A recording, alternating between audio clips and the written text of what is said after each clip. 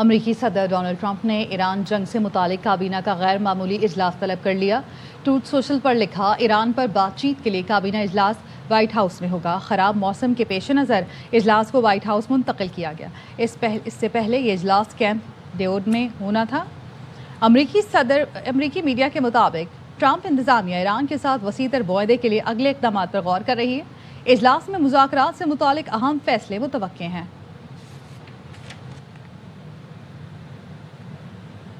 امریکہ کے ساتھ مذاکرات میں افزودہ یورینیم پر بات چیت ایجنڈے میں شامل نہیں۔ ایرانی سپریم نیشنل سیکورٹی کونسل کے ڈیپٹی سیکرٹری علی باکری کا کہنا ہے، ایران اور امریکہ کے درمیان بالواسطہ رابطے اب بھی جاری ہیں۔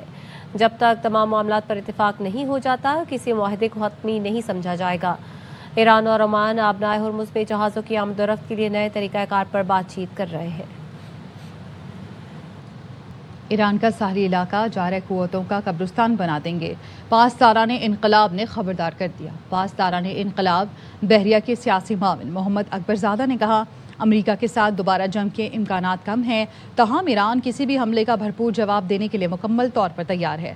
چاہ بہار سے محشر کے تک کا علاقہ جارح قوتوں کا قبرستان بنا دیں گے۔ امید ہے ایران تنازع میں شامل فریقین جنگ بندی برقرار رکھیں گے اور درمیانی راستہ اختیار کرتے ہوئے بات چیت جاری رکھیں گے۔ چینی وزیر خارجہ وانگ یی کی نیو یارک میں گفتگو، کہا، دیرینہ مسائل ایک رات میں حل نہیں کیے جا سکتے۔ مذاکرات میں آگے بڑھنے والا ہر قدم امن کے لیے مزید امید لاتا ہے۔ تنازع جتنی جلدی ختم ہوگا اتنا ہی انسانی جانوں کا کم نقصان ہوگا۔ اسرائیل نے حماس کے عسکری ونگ کے سربراہ محمد عودہ کو شمالی غزہ میں شہید کرنے کا دعویٰ کیا ہے۔ اسرائیلی فوج نے کہا کہ شمالی غزہ میں حملہ کر کے حماس کے فوجی سربراہ محمد عودہ کو شہید کیا گیا۔ حماس نے اسرائیل کے محمد عودہ کی شہادت کے دعوے کی تصدیق یا تردید نہیں کی۔ اسرائیلی وزیر اعظم کے دفتر نے ایکس پر لکھا، محمد عودہ 7 اکتوبر حملوں کے وقت حماس کی انٹیلیجنس سربراہ تھے۔ انہیں عزل الدین حداد کی شہادت کے بعد حماس کے عسکری ونگ کا سربراہ مقرر کیا گیا تھا۔ جنگ بندی کے باوجود اسرائیل نے لیبنان پر حملے تیز کر دیے۔ جنوبی لیبنان کے مختلف علاقوں پر اسرائیلی فضائی حملوں میں 31 افراد جاں بحق ہو گئے۔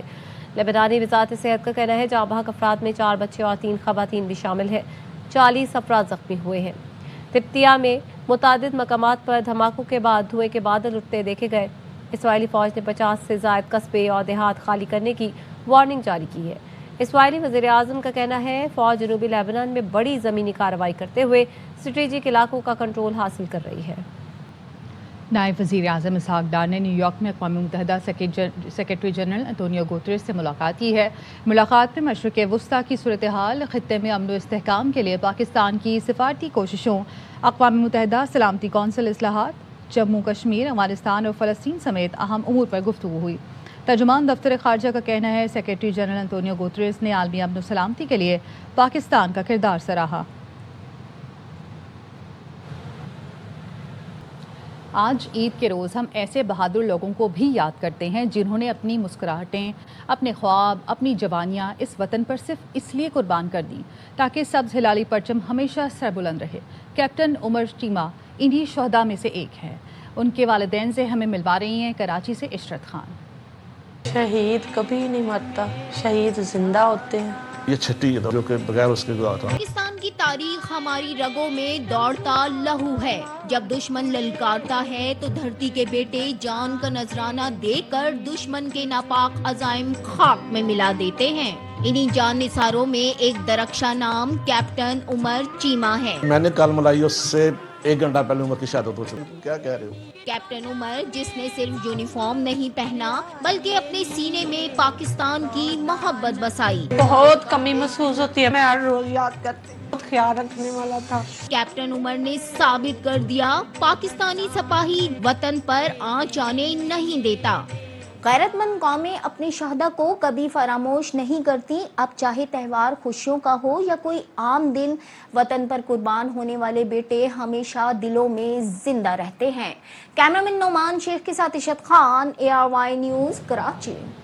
روسی صدر پوٹن نے امت مسلمہ کو عید الاضحیٰ کے پرمسرت موقع پر مبارکباد پیش کی۔ پیغام میں کہا، عید الاضحیٰ کا تہوار اسلامی اقدار اور روایات سے وابستگی کو مزید مضبوط بناتا ہے، نیکی، انصاف، خیرات اور تقوی کی دعوت دیتا ہے مسلمانوں کے لیے اچھی صحت اور کامیابی کی دعا کرتا ہوں۔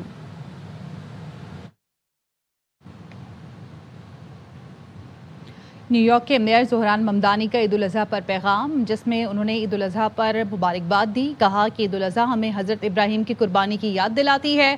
قربانی بوجھ نہیں، خود کو بڑے مقصد کا حصہ سمجھنے کا موقع ہے۔ نیو یارک کا پہلا مسلمان میئر بننے پر فخر ہے۔